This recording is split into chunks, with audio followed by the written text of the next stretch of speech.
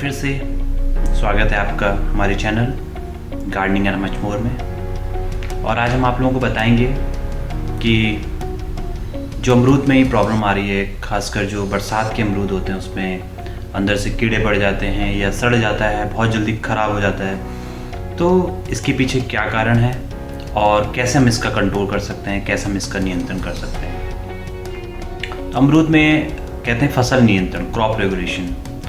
तो उससे जानने से पहले मैं थोड़ा अमरूद के बारे में बता दूं। अमरूद पुअर्स मैन एप्पल भी कहते हैं, गरीबों का सेब, और न्यूट्रिएंट्स वाइज बहुत हेल्दी फ्रूट्स होता है। और सबसे बड़ी बात यह है कि इसका जो ग्लाइसेमिक इंडेक्स और ग्लाइसेमिक लोड है वो बहुत कम होता है और सेफेस्ट फ्रूट माना जाता है डायबिटिक लोगों के लिए, जो मधुमेह से पीड़ित लोग हैं। तो अमरूद इस समय काफ़ी प्रचलित और काफ़ी ज़्यादा प्रयोग होने वाला फल है और बहुत सारे लोग अब इसको प्रयोग कर रहे हैं। तो और काफ़ी क्षेत्रों में अब इसका बगीचे भी लगाए जा रहे हैं, नए बगीचे, बहुत ज़्यादा क्षेत्र हैं जहाँ पे नए नए बगीचे लगाए जा रहे हैं।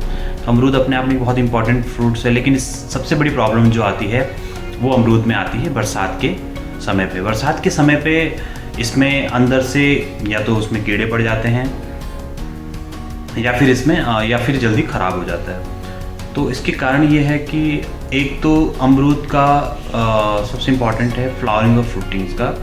इसमें 3 बार फ्लावरिंग या फ्रूटिंग होती है, कुछ जगहों पे 2 बार होती है। अगर हम थोड़ा सा पर्वतीय क्षेत्रों की ओर जाएंगे या जो वैलीज एरिया हैं उसमें जाएंगे, और प्लेन्स में 3 बार में फ्रूटिंग हो सकती है। 3 बार फ्रूटिंग्स में पहला जो फ्रूटिंग है वो है अम्बे बहार, जो रेनी सीजन फ्रूट कहते हैं। उसके बाद मृग बहार और उसके बाद हस्त बहार, यानी rainy season, winter season and third one is spring season. सबसे ज़्यादा जो फ्रूटिंग होती है वो होती है रेनी सीजन में। रेनी सीजन में जो फ्रूटिंग है वो लगभग 80 to 85% जो फ्रूटिंग और फ्लावरिंग है वो रेनी सीजन की है, और 10 to 15% जो है वो आपकी विंटर सीजन में, और 5% के आसपास जो ऑलमोस्ट नेग्लिजिबल भी कह सकते हैं, या 2 to 5% जो स्प्रिंग सीजन में होती है। अब दूसरी बात ये होती है कि जो रेनी सीजन की फ्रूटिंग है वो अच्छी नहीं होती है, लेकिन सबसे ज़्यादा फ्रूटिंग भी रेनी सीजन में होती है। तो हम इसको कैसे कंट्रोल करें। और दूसरा जो विंटर सीजन के फ्रूट्स होते हैं वो सबसे अच्छे माने जाते हैं, जल्दी से ख़राब भी नहीं होते हैं, और सबसे अच्छी बात ये होती है कि सेल्फ लाइफ काफ़ी अच्छी होती है। और तीसरी सबसे इम्पॉर्टेंट बात होती है कि स्वीटनेस, TSS, और चौथा सबसे इम्पॉर्टेंट है एस्कॉर्बिक एसिड, विटामिन सी। जो रेनी सीजन के फ्रूट्स हैं उसमें विटामिन सी कम होता है, एस्कॉर्बिक एसिड जिसको हम कहते हैं, और टोटल सॉल्युबल सॉलिड्स भी कम होता है। TSS यानी कि मिठास या स्वीटनेस जो है वो भी कम होती है, 10 से 12 डिग्री ब्रिक्स के आसपास। जबकि जो विंटर सीजन फ्रूट्स हैं उसकी ascorbic acid more than 150 to 200 तक होता है, और जो स्वीटनेस है वो भी 17 to 18 डिग्री ब्रिक्स तक होता है, TSS जो। इसलिए अब ये ज़्यादा फोकस में किया जाता है कि हम क्यों ना अपनी फ्रूटिंग्स और फ्लावरिंग को विंटर सीजन की तरफ प्रमोट करें। तो इसको कहते हैं क्रॉप रेगुलेशन। तो क्रॉप रेगुलेशन इन गुआवा और दूसरा क्रॉप रेगुलेशन इन पोमेग्रेनेट काफ़ी प्रचलित है। बहुत सारे इसके पीछे रिसर्च किए गए हैं, बहुत सारे इसमें एक्सपेरिमेंट किए गए हैं, और काफ़ी सक्सेसफुल एक्सपेरिमेंट भी किए गए हैं। तो इस पर मैं अपना मेरा जो काम था मेनली गुआवा के ऊपर, जो मेरा PhD का वर्क था, और जिसको पेटेंट भी हुआ है, जो पेटेंट पब्लिश हुआ है इस वर्क का, उसको मैं थोड़ा सा आप लोगों के बीच में शेयर करना चाहूँगा। एक्चुअल में जब गुआवा की रेनी सीजन की फ्लावरिंग होती है या रेनी सीजन की फ्रूटिंग होती है, उस समय पे जैसे आपका सपोज करिए अप्रैल लास्ट या मई फर्स्ट वीक में, अप्रैल लास्ट या मई फर्स्ट वीक में इसमें फ्लावरिंग होती है, और उसके बाद मई के बाद लगभग 1 वीक, फर्स्ट वीक या सेकंड वीक में तक इसमें फ्लावरिंग चलती रहती है। उसके बाद फ्रूट सेटिंग हो जाती है, और जो फर्स्ट फ्रूटिंग आती है वो जुलाई अगस्त के आसपास आती है, यानी टोटली रेनी सीजन फ्रूट होता है। और मैंने जैसे आपको पहले बताया कि रेनी सीजन फ्रूट्स जल्दी ख़राब हो जाता है, अंदर उसमें कीड़े भी आ जाते हैं, या फिर सेल्फ लाइफ बहुत कम होती है, ट्रांसपोर्टेशन में बहुत जल्दी ख़राब हो जाता है। आप देखते होंगे जो रेनी सीजन फ्रूट्स होता है वो पीले ज़्यादा हो जाते हैं, या हल्का सा भी किसी में थोड़ा टच हो गया तो उसमें सड़न हो जाती है। तो और जो विंटर सीजन की जो फ्लावरिंग है वो होती है अगस्त में, इसकी फ्लावरिंग होगी, जुलाई अगस्त में, और सितंबर से ये मैच्योर होना शुरू होता है, अक्टूबर नवंबर में इसकी फ्रूटिंग होती है। यानी कि जो विंटर सीजन फ्रूट्स हैं वो आपके अक्टूबर नवंबर में तैयार होंगे। और आप देखेंगे जो विंटर सीजन के फ्रूट्स होते हैं मीठे होते हैं, जल्दी ख़राब भी नहीं होते, आप लंबे समय तक इसको घर में भी सुरक्षित रख सकते हैं, जबकि जो रेनी सीजन के फ्रूट्स हैं वो ख़राब हो जाते हैं। अब हम बात करेंगे कि हम कैसे रेनी सीजन फ्रूटिंग्स को अवॉइड करें और विंटर सीजन को प्रमोट करें। बहुत सारे क्रॉप रेगुलेशन की बहुत सारे पहले से काफ़ी एक्सपेरिमेंट्स हुए हैं, बहुत सारे इसमें वर्क किया गया है, चाहे NA का हो 200 ppm NA का, या यूरिया का स्प्रे किया गया फ्लावरिंग के टाइम में, कि फ्लावरिंग के टाइम में आप यूरिया का स्प्रे कर दीजिए, सारे फ्लावर झड़ जाएंगे और फिर नए फ्लावर आएंगे। उससे थोड़ा सा हार्म भी होता है, बहुत सारे डैमेज हो सकता है, या यूरिया का जो कंसंट्रेशन है सॉइल में ज़्यादा बढ़ सकता है, जो हमारे सॉइल के लिए भी डेंजर हो सकता है। NA का ये है कि कॉमर्शियली थोड़ा सा टफ होता है, फार्मर्स फील्ड पे 200 ppm का सोल्यूशन बनाना, किसानों को बताना कि आप इतना ppm का सोल्यूशन करिए और उसको इसका फिर स्प्रे करिए। और NA में सबसे बड़ी बात ये होती है कि अगर थोड़ा भी ppm में थोड़ा चेंजेज हो गया, 200 की जगह 300 या 100 हो गया, तो वो उल्टा इफेक्ट भी कर सकता है, फ्लावरिंग को इंड्यूस करने की, फ्लावरिंग को कम करने की जगह इंड्यूस कर सकता है, या फ्रूटिंग को इंड्यूस कर सकता है। तो ये सब चीज़ें इसमें हो सकती हैं।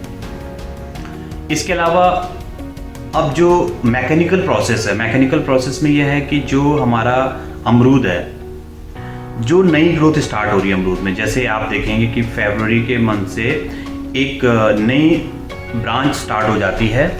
आप सपोज करिए कि ये आपका यहाँ तक आपका पुरानी ब्रांच है और यहाँ से आपकी नई ब्रांच स्टार्ट हो गई है। ये हल्की सी ग्रीन कलर की होगी और पीछे जो होगा वो ब्राउन कलर का होगा। तो जो ग्रीन कलर का पार्ट है वो आपकी न्यू ग्रोथ है, फेब से स्टार्ट होती है और मार्च अप्रैल तक। और इसी न्यू ग्रोथ में आपके 1 pair, 2 pair, 3 pair, 4 pair leaf लगे होते हैं। जैसे 1 पेयर यहाँ पे हो गया, सेकंड 2 पेयर यहाँ पे हो गया, 3rd पेयर हो गया, 4th पेयर हो गया, और बीच बीच में इसमें फ्लावरिंग्स लगी हैं। तो अब आपको करना क्या है, टेक्नोलॉजी बहुत सारी थी, कभी कहा कि आप इसको हाफ कट कर दीजिए और 2 पेयर को आप रिटेन कर दीजिए, या किसी ने कहा कि 3/4 को आप रिटेन करिए और 1/4 को आप हटा दीजिए टोटल ब्रांच का हाफ को कट कर दीजिए, या 2 पेयर को छोड़ दीजिए। अलग अलग बहुत सारे वर्क हुए हैं इसमें। हम लोगों ने जो काम किया है इसमें, मेरा जो स्पेशली रिसर्च वर्क था, इसमें ये था कि आपको 2 चीज़ें देखी गई। एक तो फ्रूटिंग शूट्स जिसमें आपके फ्लावरिंग दिख रहे हैं या फ्रूट्स लगेंगे, और दूसरा है नॉन फ्रूटिंग शूट्स जिसमें आपके फ्लावरिंग या फ्रूटिंग्स नहीं आएंगे। तो हमने क्या किया कि अप्रैल लास्ट में या मई फर्स्ट वीक में, जिस समय फ्लावरिंग स्टार्ट हो जाती है, फ्लावरिंग रहती है, इसमें आपने 1 लीफ पेयर को छोड़ना है, यानी कि रिटेनिंग ऑफ 1 लीफ पेयर जो आपके फ्रूटिंग शूट्स है, रिटेनिंग ऑफ 1 लीफ पेयर, और 3/4 को आपको यहाँ से कट कर देना है। 3/4 जो नई ग्रोथ है आपकी, खासकर जो ग्रीन कलर की है, उसमें 3/4 आपको हटा देना और 1 लीफ पेयर को छोड़ देना। उस 1 लीफ पेयर में आपका चाहे फ्लावरिंग आ रहा है या फ्रूटिंग आ रहा है या कुछ भी है, उसको आप छोड़ दीजिए, और बाकी 3/4 में जो भी है, फूल हैं, पत्तियां हैं, फल हैं, आप उनको हटा देना है। आप देखेंगे उसके बाद जब आप मई फर्स्ट वीक में, अप्रैल लास्ट में अभी काम करेंगे, तो उसके बाद आप देखेंगे कि इसकी ग्रोथ फिर से रीस्टार्ट हो जाती है, और धीरे धीरे करके फिर नई पत्तियां आती हैं और नए फूल आते हैं, और ये जाके अगस्त, सितंबर या जुलाई अगस्त में आपके नए फूल आ जाएंगे। उस समय पे फ्रूट फ्लाई का अटैक नहीं होता है। जनरली जो मार्च अप्रैल मई की फ्लावरिंग होती है उस समय फ्रूट फ्लाई का अटैक हो जाता है, इसलिए मई जून में आप ज़्यादातर देखेंगे रेनी सीजन में अंदर फ्रूट फ्लाई के एग लेइंग होते हैं, जिसकी वजह से वो फल अंदर से सफ़ेद रंग के कीड़े दिखते हैं हम लोग। कई बार तो आप मतलब अंतर ही नहीं कर पाते हैं कि कीड़ा है कि सड़ा है।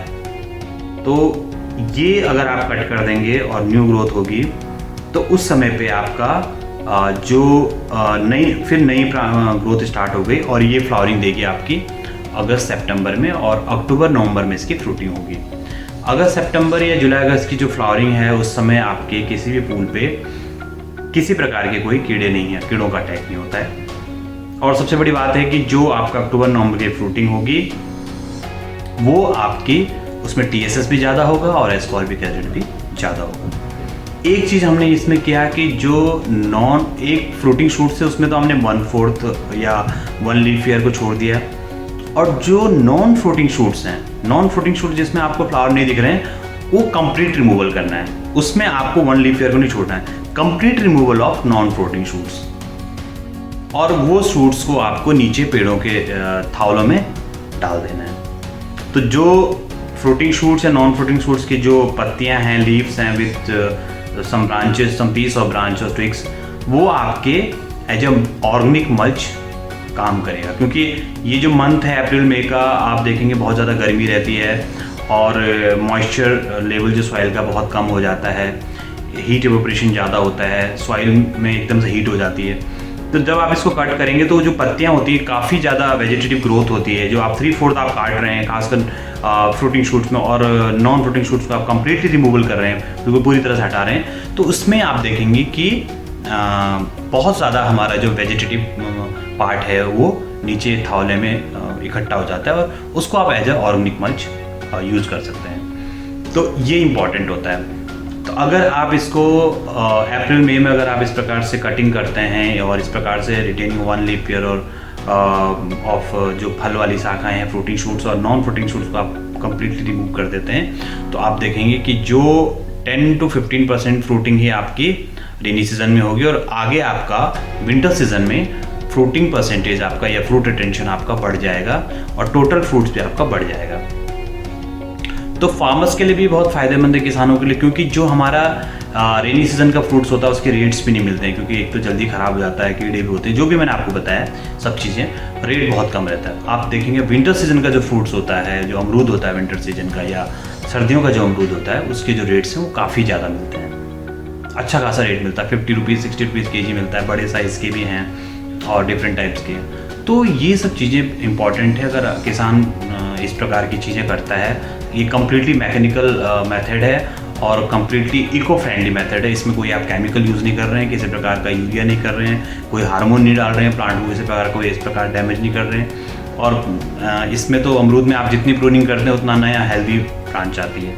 तो आप इस प्रकार से करके इस प्रकार के मेथड को अपना के रिटेनिंग ऑफ 1 लीफ ईयर, और साथ में आप क्या करें, एज ए मल्च उसको यूज़ हो जाता है, और इस प्रकार से आप विंटर सीजन फ्रूट्स को ले सकते हैं।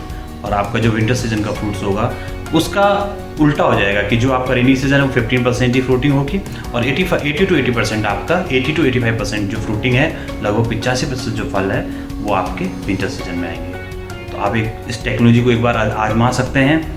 आप पूरे बगीचे मत करिए। अगर आपको लगता है कि हमारे ये नुकसान हो सकता है, फ्लावरिंग कम हो जाएगी, या हमें इतने सारे फ्लावरिंग हमारे आ गए और हम इसको क्यों काटें, आप ऐसा कर सकते हैं, 1-2 पेड़ों में आप करके देखिए। अगर आपको अंतर लगता है, आप एक कंट्रोल लेके चलिए जिसमें आप बिल्कुल भी कटिंग नहीं कर रहे हैं, बिल्कुल भी प्रूनिंग नहीं कर रहे हैं, और एक आप पेड़ आप इसको लेके चलिए, उसमें आप करके देखिए तो आपको अंतर दिख जाएगा।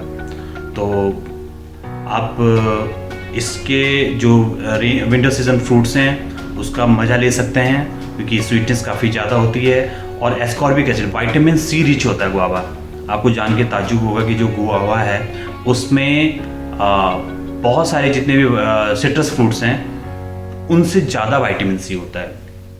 तो इसलिए ये विंटर सीजन में विटामिन सी की ज़्यादा ज़रूरत होती है, इसलिए विंटर सीजन का जो गुआवा है वो ज़्यादा इफेक्टिव होगा और ज़्यादा अच्छा होगा। तो खासकर जो हमारे जितने भी फलों के शौकीन लोग हैं उनके लिए गुआवा एक बहुत अच्छा फल है, और न्यूट्रिशनल फैक्ट बहुत ज़्यादा है। तो इस प्रकार के किसी घरों में भी इस प्रकार के पेड़ हैं, बहुत सारे लोग घरों में भी 1-1 2-2 पेड़ लगाते हैं अमरूद का, उनको भी प्रॉब्लम आती है। तो आप इस प्रकार की टेक्नोलॉजी को आजमा सकते हैं और अपने अमरूद को स्वस्थ बना सकते हैं, अच्छा फल दे सकते हैं, और बिना किसी केमिकल के आप इसको कंट्रोल कर सकते हैं। धन्यवाद।